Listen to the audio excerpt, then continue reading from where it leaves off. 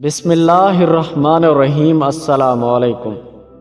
حضرت لقمان نے اپنے بیٹے کو نصیحت فرمائی، عبادت کے وقت اپنے دل کو قابو میں رکھنا، جب دسترخوان پر بیٹھو تو ہاتھ کو قابو میں رکھنا، کسی کے گھر جاؤ تو اپنی آنکھوں کو قابو میں رکھنا، کسی محفل میں بیٹھو تو اپنی زبان کو قابو میں رکھنا، اللہ اور موت کو ہمیشہ یاد رکھنا۔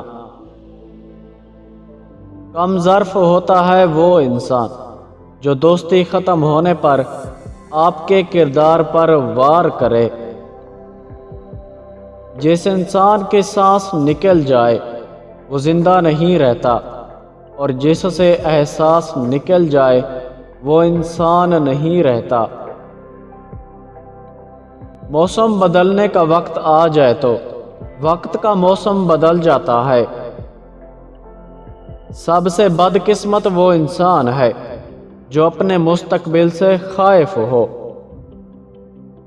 تندرست آدمی کو بھیک دینا ناانصافی ہے۔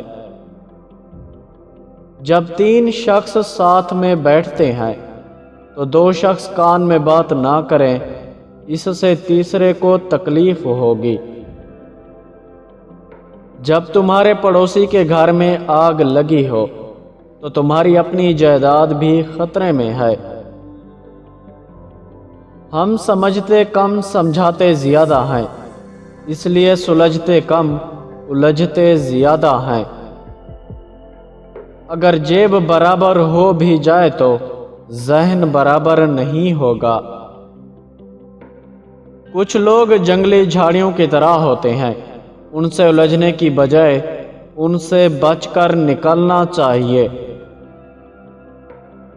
بے شک تم تنہائی میں برائی کرو، پھر بھی 4 گواہ بالکل تیار ہیں، آنکھیں، دل، کان اور ہاتھ۔